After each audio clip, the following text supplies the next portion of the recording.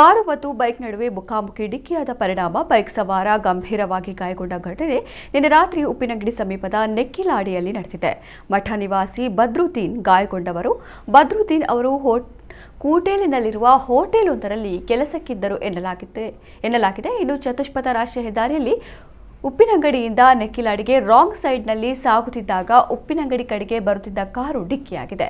ಗಂಭೀರವಾಗಿ ಗಾಯಗೊಂಡ ಬದ್ರುದ್ದೀನ್ ಅವರಿಗೆ ಪುತ್ತೂರು ಆಸ್ಪತ್ರೆಯಲ್ಲಿ ಚಿಕಿತ್ಸೆ ಕೊಡಿಸಿ ಹೆಚ್ಚಿನ ಚಿಕಿತ್ಸೆಗಾಗಿ ಮಂಗಳೂರಿಗೆ ಕರೆದೊಯ್ಯಲಾಗಿದೆ.